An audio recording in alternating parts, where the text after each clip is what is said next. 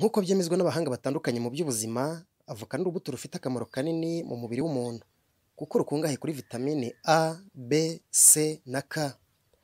Urubuga riri dukesha aya makuru ruvuga ko muri avoka habamo intungamubiri nyinshi zirimo magnesium, potassium, phosphore, zinc, fer n'izindi ntungamubiri zifite akamaro kanini mu mubiri w'umuntu.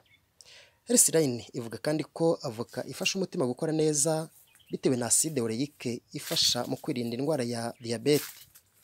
Ubushakashatsi bwakozwe ku bantu bakunda kurya avoka ku mafunguro yabo ya buri munsi bwagaragaje ko abo bantu bagabanukirwa na cholesterol mbi mu maraso yabo ku rugero ruri hejuru bitewe na potassium yiganje mu rubuto rwa avoka, bituma irinda ihindagurika ry'umuvuduko w'amaraso ukabije. Avoka kandi ifasha uwayiriye kugira amaso mazima kuko ifite n'ubushobozi bwo kurinda umuntu ukunda kuyirya kuba yarwara indwara y'ishaza yangiza amaso ku buryo bukomeye. Uretse n'ibyo kandi, abahanga mu by'imirire bemeza ko avoka ishobora kuringaniza ikigero cy'isukari mu maraso kubera ibinure gifitemo. Abashakashatsi ku bijyanye n'imirire bavuga ko avoka ifite ubushobozi bwo kurinda kanseri zitandukanye zirimo kanseri ya prostate ku bagabo na kanseri y'ibere ku bagore bitewe na acide oleique iyibonekamo.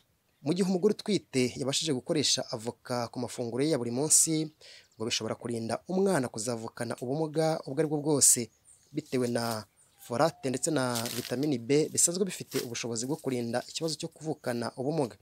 Kubera ubushobozi urubuto rwa avoka rwifitemo, ngo rushobora kurinda impumuro mbi mu kanwa ku muntu ukunda kuyirya ku mafunguro ye kandi izwiho koza mu mara. Avoka kandi ifasha gutuma izindi ntungamubiri zinjira neza mu mubiri wayiriye mu buryo butagoranye.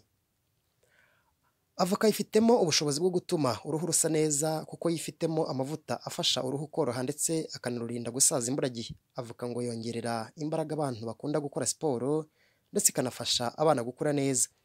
Ubwoko bw'amavuta aba muri avoka ntabwo buhumanya nk'uko bikunda kuvugwa na bamwe, ahubwo bituma umutima ukora neza ndetse amaraso agatembera neza mu mubiri. Indatwa TV ibifurije ubuzima bwiza, inabashishikariza gushyira avoka ku mafunguro yanyu ya buri munsi.